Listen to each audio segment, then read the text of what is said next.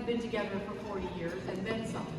Some of us have only just joined them recently. But we're happy to hear the stories that have come. So I want to spend a minute or two while these guys argue about who got the wired mic and who got the one that's not wired. Yeah, I'm going to get my cowbell. And now he wants his cowbell. He needs a cowbell. Is it on? Yes, There it's you on. go. And by the way, there's some people here who were not born when we got this thing started. So let's not forget them. Okay. This is all theoretical. Okay. Well, so that's one of the reasons that I have a few slides in the beginning. So a couple of projectors back there. Does anybody know what the Wayback Machine is? Yes? Yes? Who ran the Wayback Machine? Excellent, excellent. All right, so we're going to use our Wayback Machine and just take a look at what things were like in 1983. I was alive. I just looked at that right out. I was alive in 1983. I think some of you were, but maybe some of you weren't. So back in 1983, we had a mobile phone. This was the first mobile phone. I had one. It was the size of a shoebox. It weighed 2.2 pounds. It cost $4,000. Oh my God. But it was great in your car. This was a new concept. You could have home computing. So the Apple Lisa came out that year. And I used that modem, which made that funny sound, so you can communicate over this thing called the internet that had just gotten named. So our RapidNet had been changed to the internet protocol just in that year. We took pictures this way with film, and we took video with these gigantic things that you had to hold over your shoulder, and had VHS tapes, not beta. They lost. We can ask the marketing people to explain that. We also had home video games. You used to have to play them in the arcade. Whose was the favorite arcade game? Mine was Centipede. Name another one. Tetris. I still do Tetris. Football. Say again? Pitfall. Pitfall. All right. Asteroids. Asteroids. Oh yes. We used to call that steroids. Pac-Man. Was it? Pac-Man. All right. Remember Mario? Mario Brothers. And then there was music. Now the music here, as I understand it, Bon Jovi's 40 this year, and Bon Jovi's big on campus, as I understand. Yeah, I had to explain that to Lynn at the big football games. When we're really making noise, and you've got to be to a game at one of the stadium, the noise is incredible. But they play Bon Jovi's "Living on a Prayer," and the whole place sings it, top of their voice. And when Bon Jovi actually came here and did a concert, he started going into "Living on a Prayer" as part of his concert. He couldn't get a word in edgewise. The whole audience sang that song. So and I didn't realize it was 40 years old. But there you go. And the people that are singing it are half that age. Yes. So lots of interesting music, and of course that was the year that the DVD was created. It wasn't commercialized very quickly, but it existed, and all those records went away, and now they're all back. So more interesting, because our current plan for tomorrow is to talk about the future. And so back in 1983, we had projections or images or ideas or some sense that this is what the future would be like 40 years ago. So thanks to the internet, you can search that. So here are the kinds of things that we thought would actually be happening.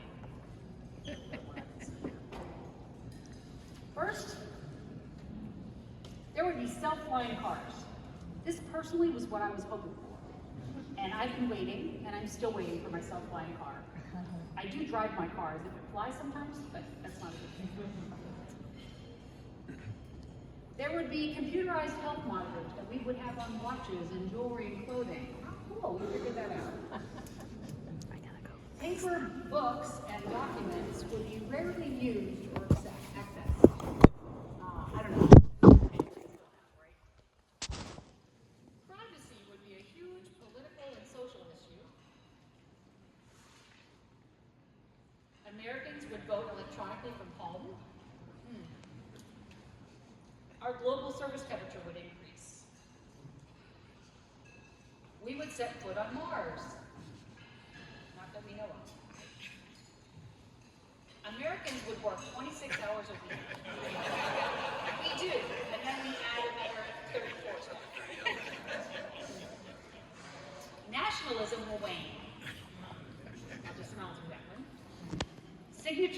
replaced by biometrics. What was interesting is that the facial wasn't in here, but it was iris, fingerprint, and voice recognition. And then the last one I love, this came from a kid's prediction. Everybody will get fat and lazy because computers and robots are going to do all the work. Yeah. So, my point on this is that predicting things, even though that's what humans really love to do because we like predictability, we like to be able to know what's going to happen next, we're pretty crappy at it. And we might get some things right.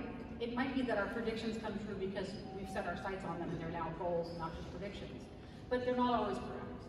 So I'm going to take us now back again to the earliest days in 1981, where the conversation started about this thing that we need to do in B2B. So Gary, would you start us off there? No, I want you to start, Gary. I want you to start with, because you joined Penn State in 1981. Tell me about that. Well, I was expecting to play, basically to do cleanup. So you have the oldest of them on first. I told you it was improv. Okay, whatever. Okay, so I came to Penn State in 1981 with the position of research professor, which is a newly created position at the university. And the research professor position allowed you to have minimal or as little teaching as you wanted, but more importantly, to have the resources to do innovative stuff. When I was interviewed for the position, they asked me, what would you do with this, you know, if you had this kind of freedom and flexibility? And I had an interest in marketing analytics, of course, but I said, you know, I was at MIT for 8 years, and I determined that B2B was an area that was underserved, so you know, the smart thing to do is not to go where everybody else is going there, go to an area that was different. So I went into the area, and there was, believe it or not, there was not a course at MIT. There was not a course in business or what was called industrial marketing back then. So I tried to do some research in the area, and I realized that I needed data in cooperation with businesses. And I had this project, and I was in my mid-late 20s. I had this project called the Advisor Project to study the effectiveness of marketing communications. I couldn't do that with available data. So I managed to get about 24 firms together and pay some money and share some data.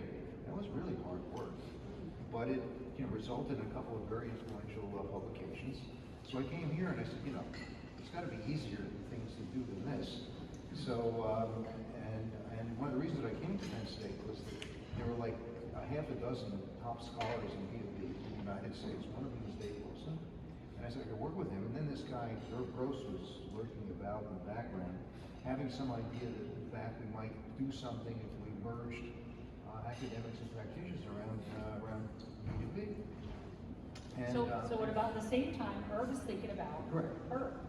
Go ahead, Herb. That was in 1982. I was working for the DuPont company, and I put together a proposal to create an institute at a university devoted entirely to B2B marketing. And the idea was that it would be supported by industry and would have two missions: an academic mission to expand and improve and support academic research and teaching in B2B marketing worldwide, not just at the university, but worldwide, and would have an industrial arm to improve the practice of B2B marketing, particularly for the companies that are supporting this, but ultimately worldwide. So I put together that proposal in 1982, and I sent it off to Gary and Dave. I knew Gary. I lectured for him at MIT at some executive programs. But you might ask, how come? Why did I come up with something like that at that time? Well, it comes deep in my own history. My academic training was mathematics, electrical engineering, and operations research. Not a word of business or marketing at all. But in the PhD program at Case Western Reserve, there was one course called Operations Research in Marketing. It was taught by John Little, who later went to MIT and is one of the real leaders in applying quantitative methods to marketing. So it inspired me to think, I'll do a dissertation applying some mathematical modeling to marketing. Well, a friend of mine from Case, junior faculty, left Case to go to the DuPont company with the advertising research section. The advertising was a very interesting group because its mission was not just to serve the business advertising interests of the company, but to do basic research in communication and mass communication. It was headed by very academic types. They recruited very academic types. Well, this friend of mine went there, and he had them make an offer I couldn't refuse. They offered to move me and my family, I had twins at the time, to Wellington, Delaware, to DuPont, to work with the advertising research section, and give me no responsibilities but write my dissertation, and pay me 60% of a DuPont salary, which is more than a graduate assistant salary. So I moved there, and it was my first introduction to real businesses and real marketing. Okay? And most of DuPont is B2B, it's industrial marketing, it's not consumer. They have a few consumer products, but it's mainly chemicals and materials and things of that sort. Well, I wrote the dissertation finally. I went to DuPont in 1961. I finally submitted a dissertation in 67, ended up winning the American Marketing Association Prize as the best marketing dissertation of the year, even though it was in operation research, not in marketing. So the Wharton School offered me an assistant professorship in marketing. It sounded like a good job, so I took it. Now that's my first exposure to academic marketing. I was really interested. What I found was, all they talked about was marketing soap flakes and hamburgers and beer. And my exposure had been to B2B marketing. I said, hey, wait a minute. You know, there's another world out there that doesn't look like hamburgers and beer. And my colleagues at Wharton said, no, or if you don't seem to understand. If you know how to sell soap flakes to housewives, you know marketing. Well, of course, I thought that was that nonsense. But I stayed on, and I got promoted to an associate professor with tenure. And meanwhile, back at DuPont, the advertising research section morphed into the advertising research morphed into the marketing research. So it broadened its scope to marketing research. And in 1974, the guy who headed that group got promoted to be a division director with marketing research reporting to him with other responsibilities. And he needed somebody to run the marketing research group. So he called me up and said, Irv, are you interested in the job? I thought about it. One of the reasons there's so little research in B2B marketing is that it's very hard to do. In consumer marketing, it's all in the public domain. Data is plentiful, and of course academics love data. But there's hardly anything in the B2B marketing area. So I said, here's an opportunity to study B2B marketing from the inside, where I have access to real companies, real problems, real people.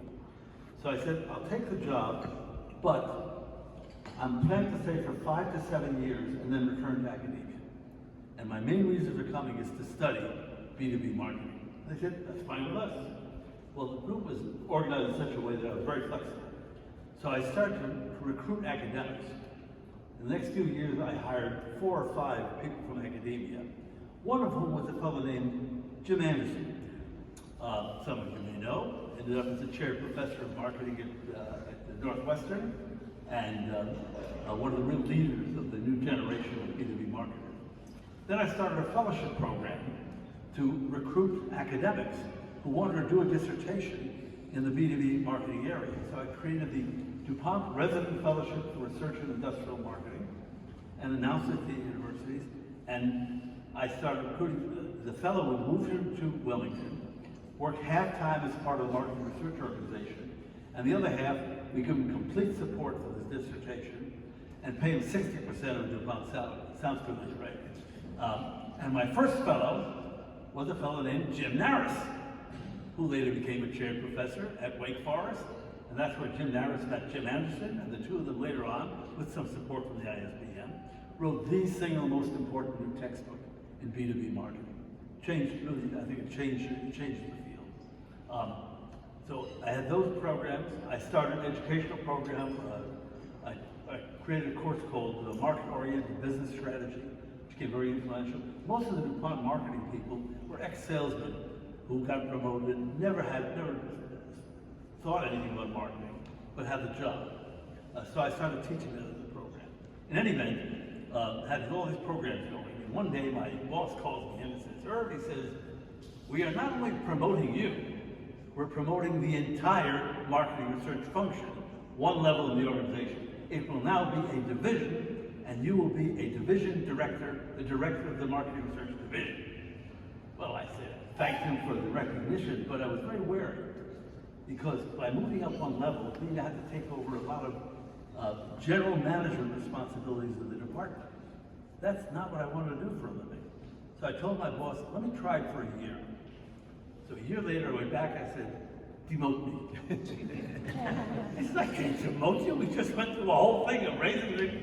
So we sorted out that they would bring in a new director from outside the company, and I would get the title of Marketing Research Fellow. Now, I was very pleased with that because the Research Fellow title at DuPont was reserved for very senior scientists in the research division. And to have a Marketing Research Fellow gives some recognition that research and marketing can be a serious scientific discipline. But it also was marked for me, this is my signal to return to academia. My time at DuPont was finished. I think I can get an academic appointment somewhere, but I wanted to affect the entire academic world. I want them to pay more attention to B2B marketing. In fact, I believe that B2B marketing is a subdiscipline of marketing, as different from consumer marketing as chemical engineering is from aeronautical engineering. They're both engineering, but quite clearly quite different. And the only way to do that, I'm a believer in the new golden rule. That is, he who has the gold makes the rule. So I needed a pot of gold. So I conceptualized creating an institution supported by industry, which would have two missions, an academic mission, which I described earlier, and an industrial mission, which I described earlier. And I sent it out to only 3 universities. I sent it to my old stamping ground at Wharton, to Harvard, and to Penn State. And you might ask, why Penn State?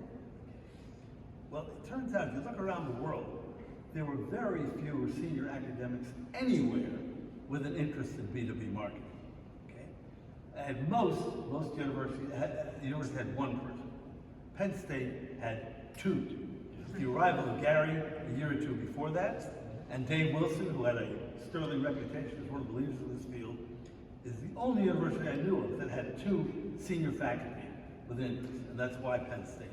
So I sent the proposal to Gary, and I'll toss it to Gary and see what happened with Penn State. Wait a minute, I have a question first. Yeah, this is, It's a you know. long time for you to be quiet. Yeah, I know, I was chomping at the bit here. When did you invent Gross's first law? Oh, that was in Gross's first law of communication is it's very difficult to communicate anything to anybody. He boiled down years of research. Many people say, "Who am I repeating?" Can you repeat that? When I quoted in my classes saying it's almost impossible. You said almost, but almost impossible to communicate anything to anyone. It's been said by a lot of pundits that the greatest problem in communication is the illusion that it happened. And so it's George Bernard Shaw. But I know that lesson, and many from Irv have permeated a lot of our classes, because I don't know. He also was he had his own landmark course in value and pricing strategy, which is still at the core of many of the things we do. Let me just add to that. A very important thing happened in DuPont. One of my analysts that I inherited was an academic type. He was a good old-fashioned, hardcore industrial market researcher. He had a technique called value in use analysis. It was the first time I had ever seen anybody define and assign and measure the value of a product to a customer. It was enough. We use the term value all the time, but if I said the value of this is $10, you have to ask me, what do you mean by that? Okay. So, but to me, it struck me as this is a very important concept. So we spent a lot of our thinking, research, on developing the idea of value, and because you can see with value, it could, if you understood the value of your product to customers, it could affect market segmentation, it could affect pricing, it could affect product development, almost all the important things in marketing. Okay? In fact, to me, one of the enlightening things was, it was the most important distinction between consumer marketing and B2B marketing was in the nature of value. In B2B marketing, the value is largely economic. If your product can reduce costs or increase sales or reduce risks, okay, that's where value comes from. But in consumer marketing, most of the value is not in the functionality and the economic benefits. Most of the value is in psychological, social, aesthetic values. Nobody buys a $10,000 Omega watch just to tell time. You could do that with a Timex just as well. So to me, that was illuminating. That was the most important distinction that separated the two. So we have a question from the Yeah. audience. What was the name of the book that Jim Maris and Jim Anderson wrote that became the Oh, foundational what's the book name of for the book? B2B marketing? Do you remember? Love this. Stealth. Business market management, understanding, creating, and delivering value. Yeah. Right. And then there was another book called The Value Merchants. Value merchants, right? That was value merchants was the second. And that value concept became a central theme of the ISBM as well. So that to me was the most illuminating thing that affected my entire research career. I think understanding the notion of value. You had another question or something. No, I mean, there was just so much that, and I don't know, Herb's warming up to tell the story, but the first time I saw Herb, I started my relationship with ISBM as a member who desperately needed to learn something. And Herb was seeing Herb's value and pricing strategy course. So it was the first time I'd seen value really quantified. And then Herb introduced, he said, well, here's the value, and now you have to make a decision on how you're going to share the value with your customer. Price is the knife that slices the value pie into two pieces, a piece for you and a piece for the customer. And I think one of Herb's wise-ass students one time said, that doesn't look like a pie, it was a line grab. And Herb created the now famous value salami. It says, okay, visualize it as a salami. When you slice it, there's a piece for the customer, or there's some incentive for them to buy, and there's a piece for you, which is your incentive to supply. And that visualization has lived on for many years. I remember being in it was Philips Industrial Lighting, and I'm walking through the hallways of Philips Industrial Lighting, and so I hear this one guy muttering, boy, we had to give away the whole salami to get that sale. There was another place I was at where somebody, man, we hauled in a lot of salami on that one. Depending on how, so this salami thing has been around for a long time, and that's thanks to Herb. So, and again, you came up with it on the fly, but we've been using it ever since.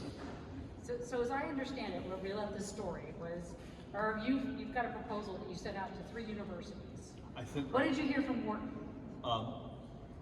It turned out Wharton had a new dean, and they were not interested in adding any new functions. Okay? Harvard already was affiliated with the Marketing Science Institute, which was by far the largest research activity in marketing anywhere.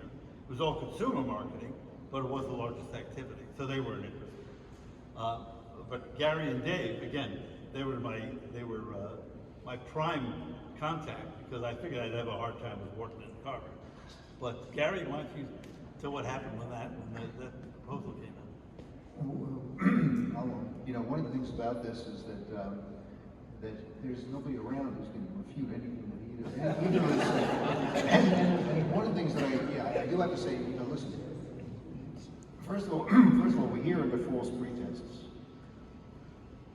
It says all about this, the 40th anniversary of the ISBM, and there's some quantitative people in this place who notice that 2024 minus 1983 equals 41, okay? So, but in any case, it's often been said, quant jokes. It's often been said that success has many fathers, but failure is an orphan. So, the kinds of bits of success we all participated in some different ways. My memory is that we discussed, and we had this proposal, and we discussed it. Basically, the usual thing with any good product, a lot of people pitched in to tune the idea to in fact, Paul Wrigley really bought into this idea when he hired me. Because I didn't have anything as well crafted as you, but one of the things that I did know is that when you do anything, influence anything in the B2B domain, we're going to need some kind of a mechanism that brought practitioners and academics together. And we were fortunate to have a dean at that time, okay, Gene Kelly, who was, by the way, research professor of marketing. So he and I had 2 research professor chairs. So he was really supportive of this. and he gave us essentially a line of credit. So I can't imagine doing this at this university, you know, a line of credit to basically, and what was the deliverable? One of the things that I love about Irv is, and I've said this, he could sell refrigerators to Eskimos. I mean, think about this. Part of the business model for the ISBM back then was, well, we need some really strong supporting sponsors.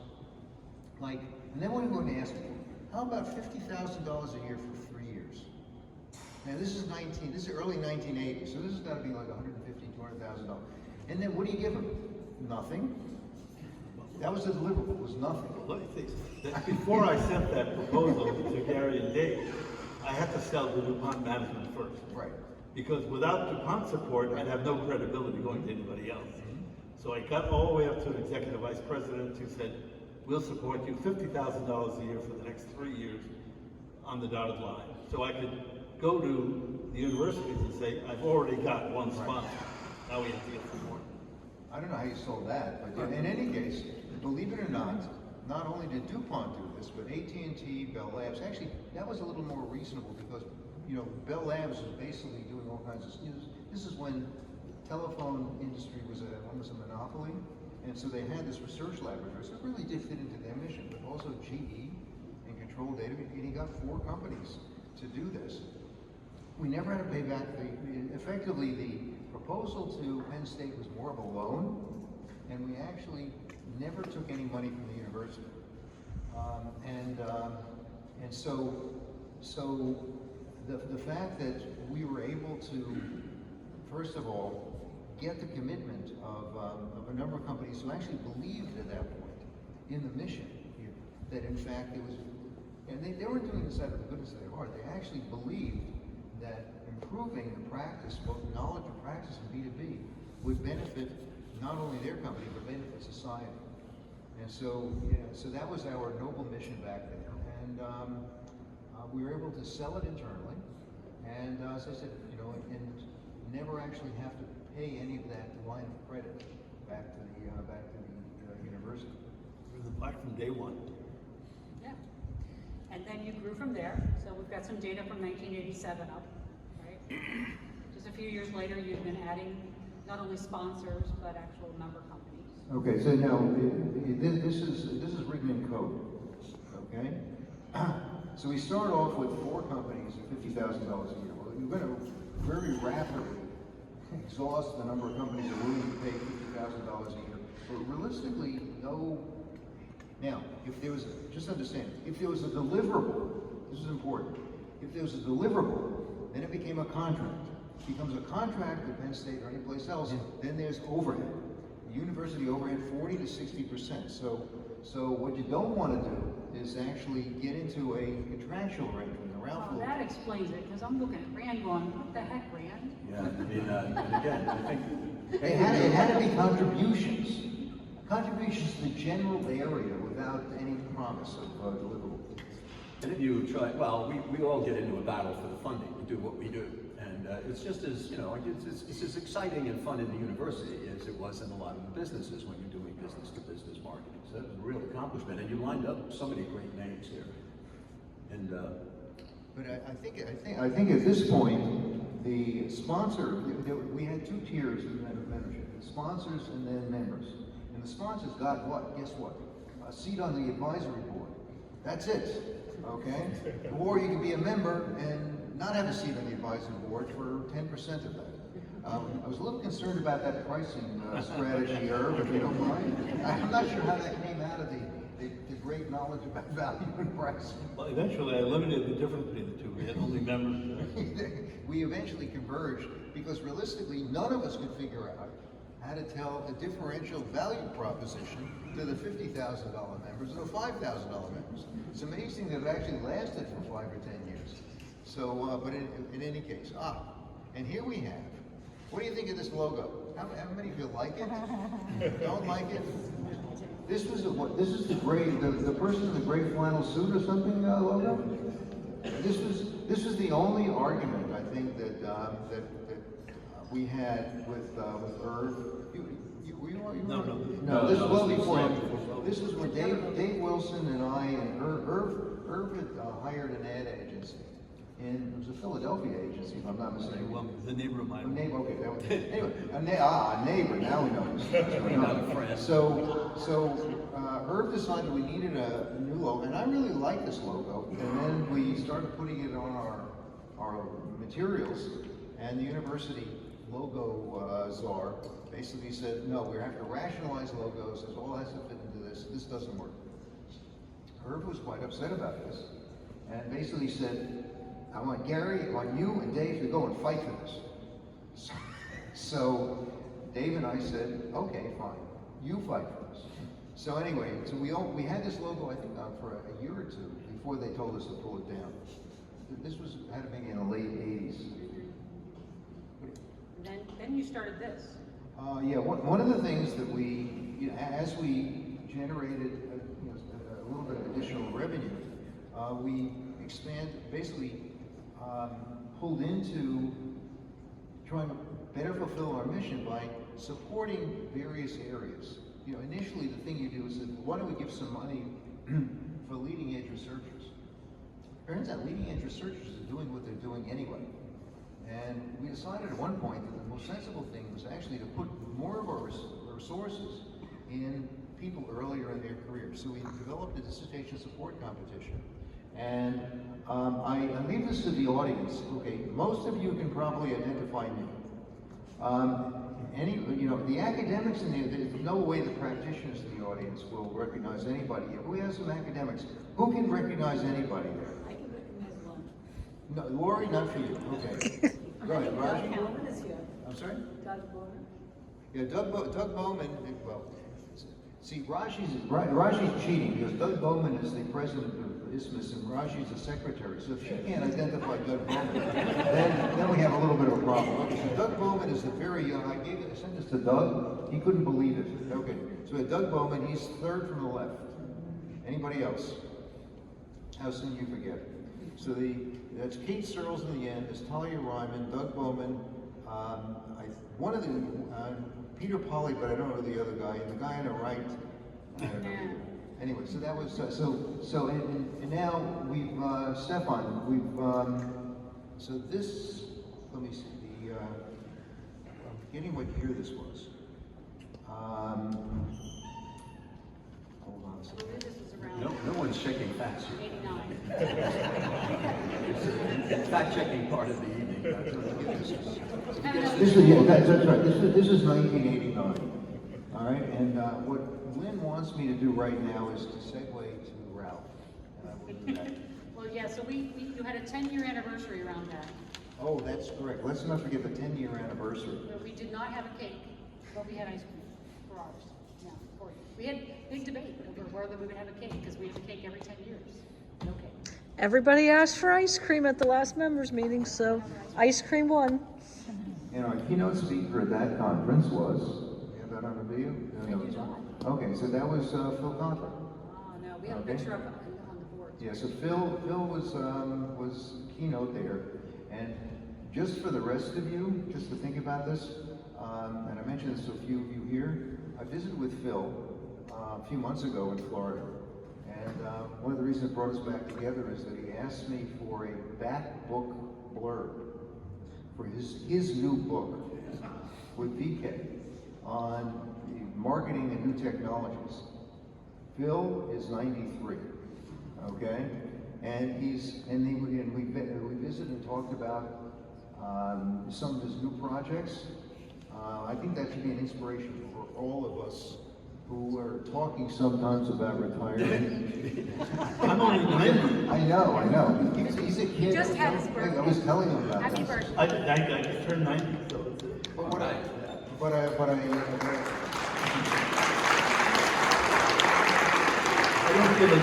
I don't feel a day over 103. So it's okay.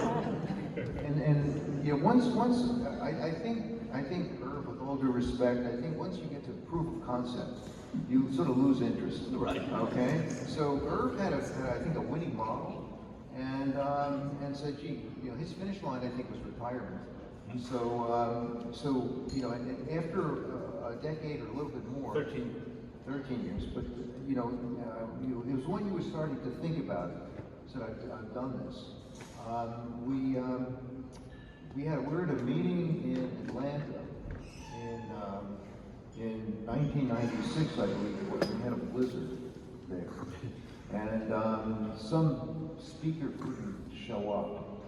And Irv is very innovative about stuff like this. So I guess you were what I heard about it was you were sort of sitting next to Ralph, who came in with enthusiasm, TI, etc., which I'll tell you about in a few minutes, and said, "What the hell are we going to do? I got this big slot tomorrow. Who can talk?" So Irv was looking over there, and he said, "Yeah, that looks like a pretty good presentation. How about you do this?" So anyway, so he was just slumming around and gave a presentation that went over pretty well. So Irv decided to give him the job.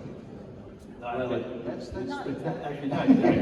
Ralph, I got a letter from Ralph one day saying, you know, we've got problems with text instruments. If you hear about a good job for me, let me know.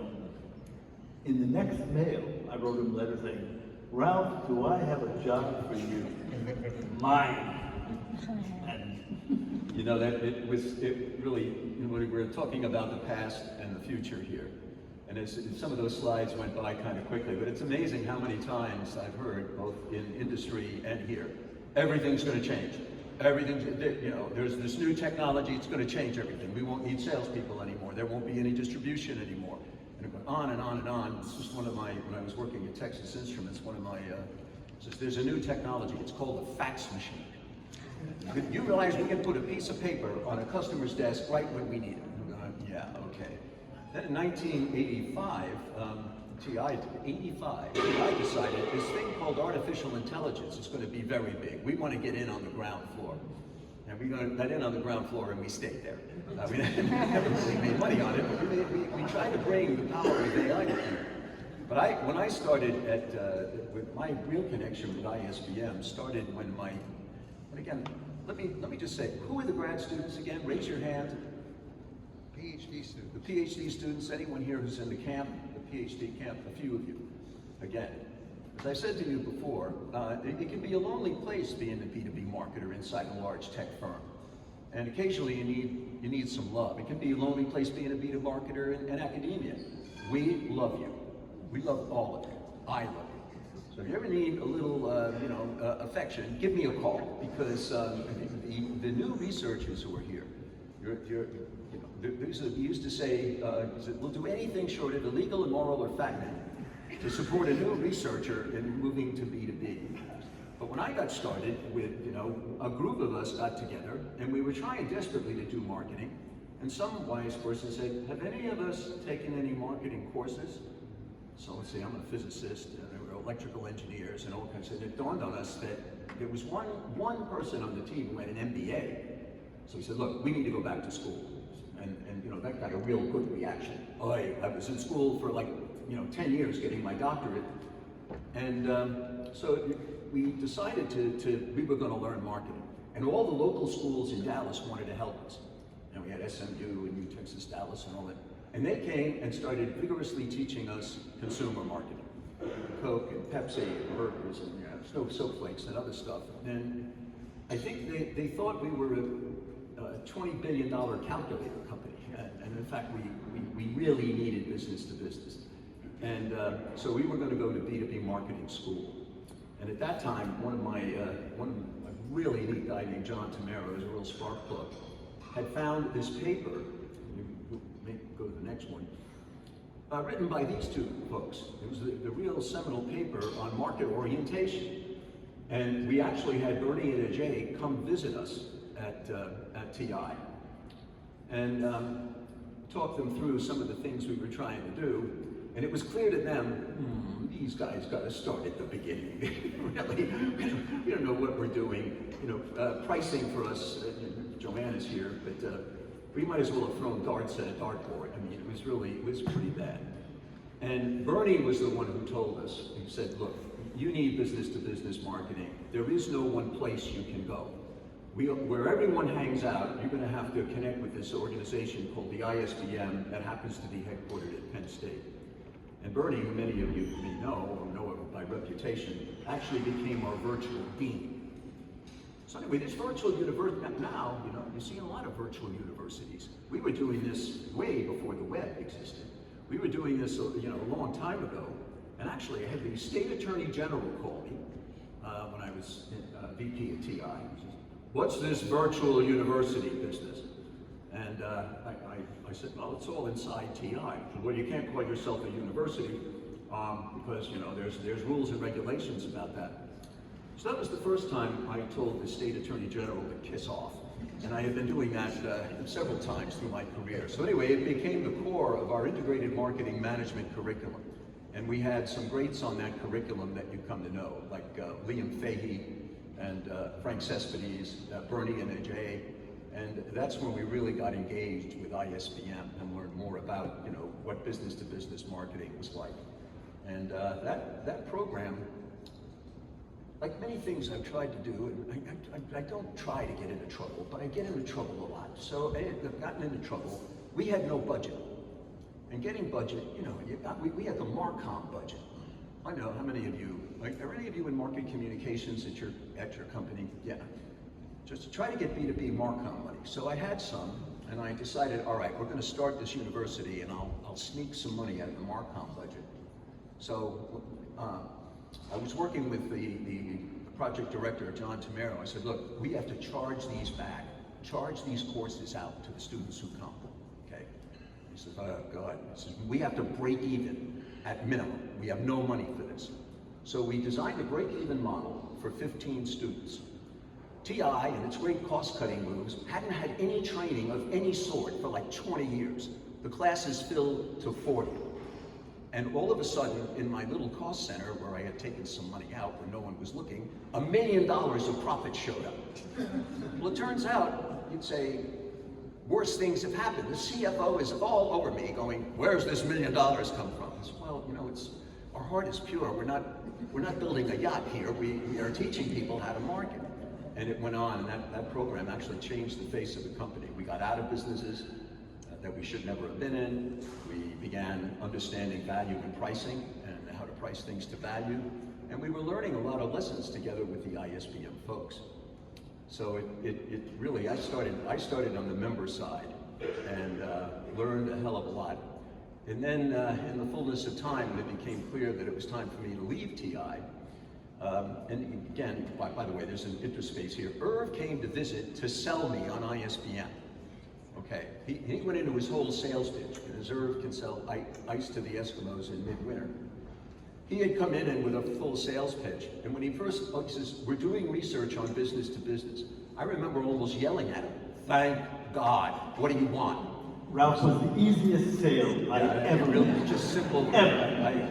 I called the finance person over. I said, look, get this man $10,000. He's teaching us how to do B2B better. And we became members at that time. But you can see back then we were at the very beginning of the whole business of artificial intelligence. Back in 1985, we did the first big. This was not a webinar because there was no web. This was a satellite-linked educational event. Right? We had a guy on our staff who was really one of the press agents for NASA, and he knew how to get satellite, beam it up to a satellite, tune it down to local TV stations, and we were teaching people about AI back in '85. So there's always, when you're trying to predict the future, as Yogi Berra says, predictions are difficult, especially the future. So as Irv was saying, when it became time, I had a great run at TI. When it came time for me to leave, I sent Irv a note and connected with him and said, look, had a great run here, time for me to find another job. You have all these member firms, maybe they need someone like me. And Irv said, come take my job. But it wasn't, I tried I wanted to connect with ISBM, but that was a big jump for me. And this is Hamlet. This is Gary's story of you. Yeah, so go ahead, Gary. Actually, it's Gary's wife's story. Yeah. Well, it became quite clear to any of us who were on the inside that the right person to take over from Irv was Ralph.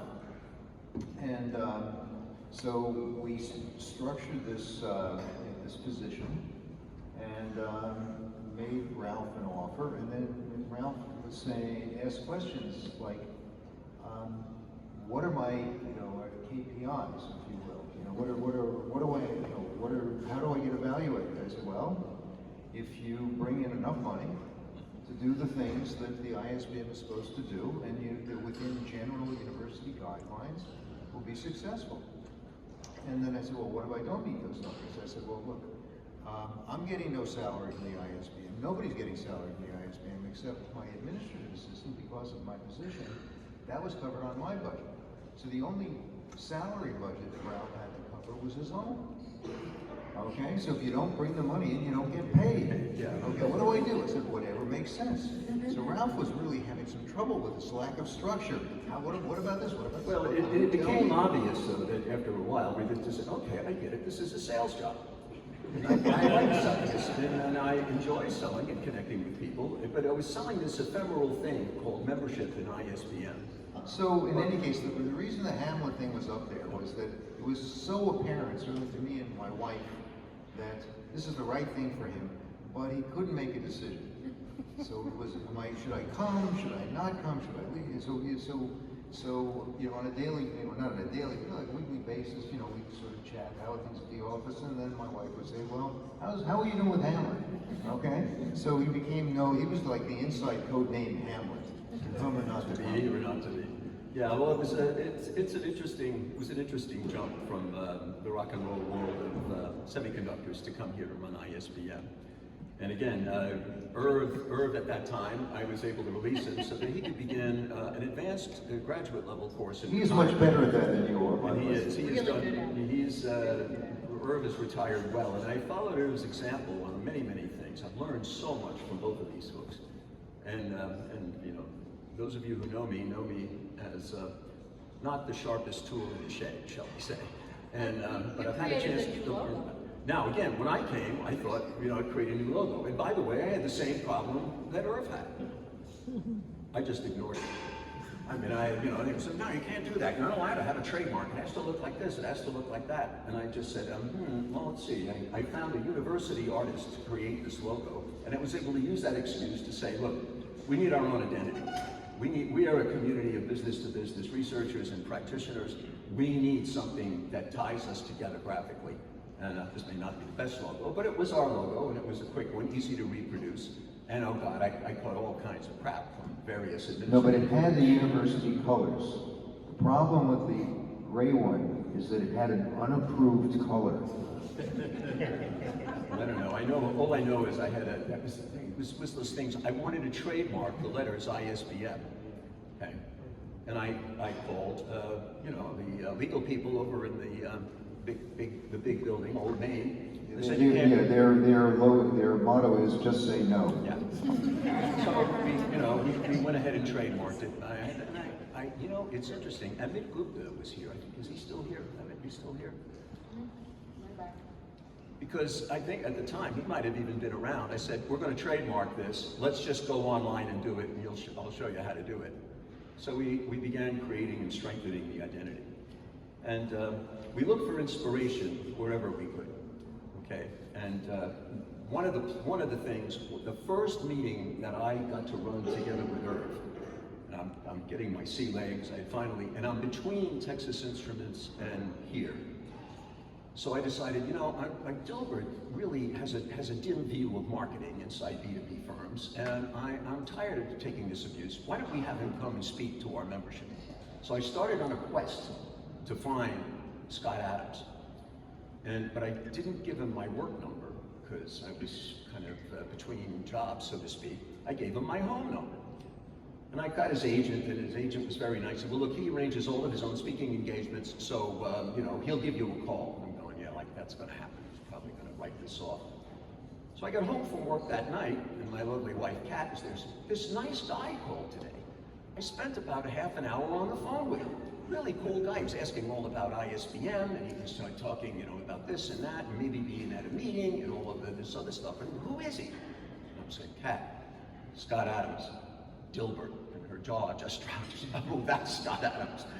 So again, as it turns out, I talked to Scott Adams, and he didn't want to come and talk about marketing. He wanted to talk about becoming a cartoonist, and he wanted to charge us $15,000, which was unheard of at the time.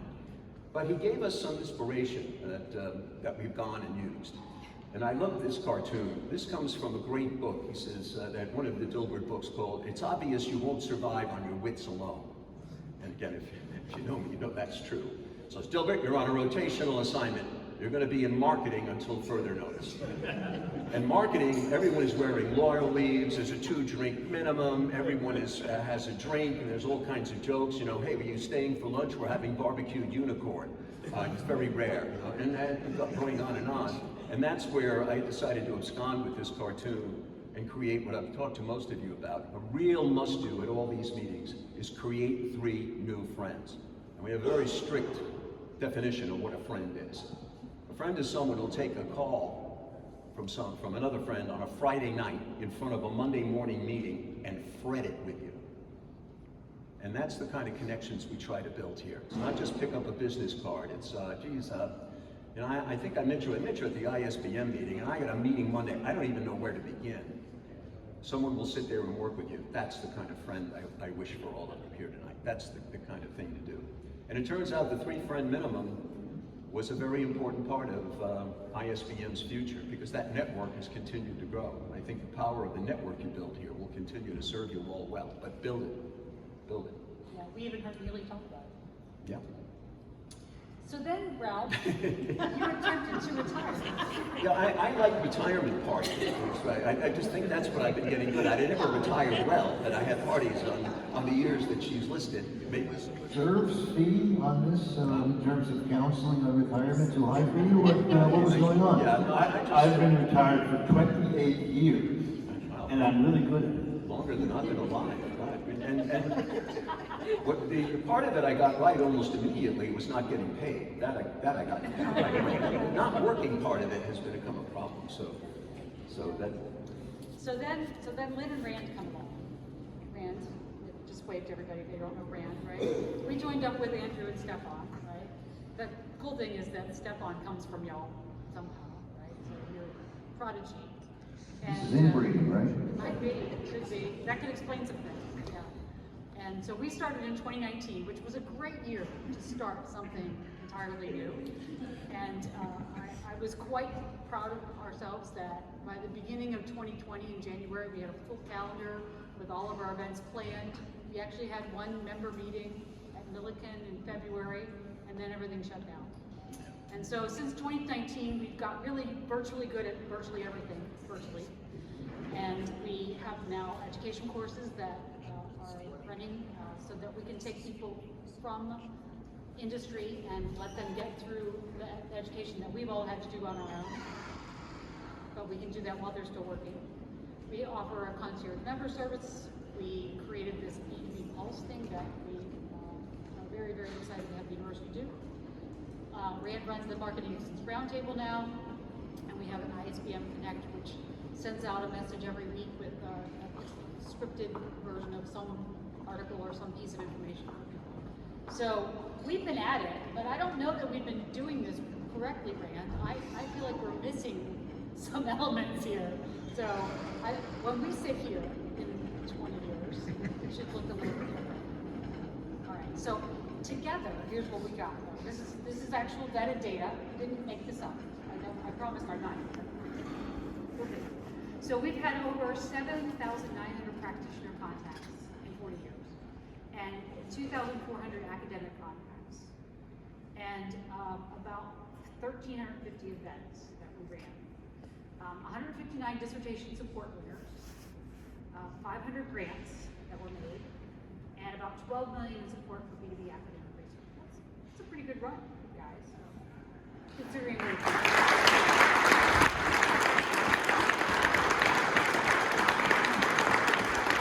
And we had fun doing it. You know, that's the best part, right? We had fun doing it, yeah. So the trend scatter continues, and we're going to start with tomorrow, and I'm going to call Stefan. Andrew, you want to go? So we're going to have one more thing. You guys want to just stay? Stay. Those chairs have wheels. You may not find them tomorrow. So I'll ask Lori the first question, which is, what time do we have to shut down? Is it We don't have a time limit We don't have tonight. time to shut down, so we're gonna have a good time for a while. So, yes, the bar is open. I'm up here because I'm chairing the conference, which means I'm gonna tell you about some logistics for tomorrow. Specifically, we just spent some time reminiscing of the past 40 years. Starting tomorrow morning, we're gonna talk about the next 40 years. And we're gonna start with, I saw Fari here. Is Fari still here? He was here earlier, I don't see him right now. So one of our faculty, Fari Gadar, is going to talk about how he thinks about visioning for the next 40 years. So that'll start at 9. It'll be a joint practitioner academic plenary session, so everyone should come. After that, we're gonna have 3 of our fellows, distinguished research fellows. Right now we've inducted 31. Tomorrow we get to induct some more. But 3 of those will be doing a panel session, joint academic practitioner. After lunch, we'll start breaking out into different tracks, and you can choose which one you want. If you're an academic, you can go to a practitioner track. If you're a practitioner, you can go to an academic track if you like. So that's coming up tomorrow. But before we end this part of the session for the evening, I get to make a special announcement. The ISBM founders decided that they wanted to leave a legacy. So, as was mentioned, the ISBM was founded 41 years ago, but we like to celebrate our 40th anniversary anyway. That the 2 main missions were B2B knowledge creation and to improve the practice of B2B marketing. And this was through sharing information among supporting businesses, through meetings, publications, other forms of dissemination.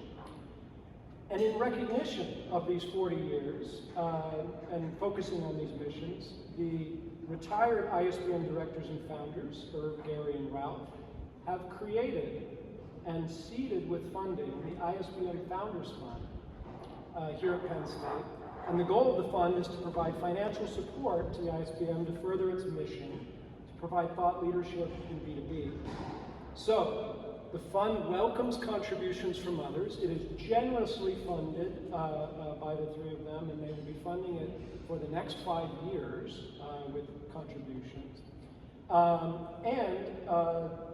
The generous gift will help ISBM to support new academic initiatives. So we're going to be asking member firms, academics, our advisory board, to think about new things that we can support in B2B research, as well as expand funding for certain other things we do, like the PhD camp that we had today, academic conferences like this one, the IPSS seminar series where we provide doctoral students with needed B2B seminars that they don't get at their universities, the dissertation proposal competition, which we have given out, as you saw some statistics, quite a bit of money over the years, among many other things.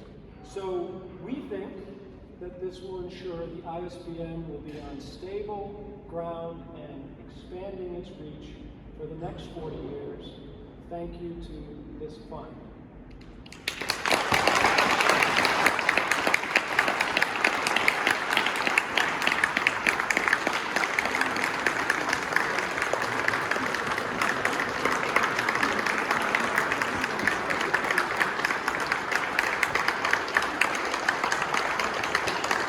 While you're up standing and clapping, okay, we've had a members meeting, 2 of them a year, and we've been very fortunate to always have a crack team handling all the background stuff. And our crack team handling all the background stuff, aside from Lynn and Rand, is Lori Nicolini, who is here. You got over every now and then, you got to get down to who's really running the place. And that's who really runs the place for us. And she keeps a lot of different, plates spinning, balls in the air, whatever you want to, whatever analogy you'd like to use. But this week, to say we've got a lot of things going on would be an understatement. We have plenty going on. But Lori keeps us on track and helps as best you can keep herd people like us, squirrels that are looking to run in other directions, keeps us on track too. So I want to say a special thank you to Lori, and thank you for the round of applause.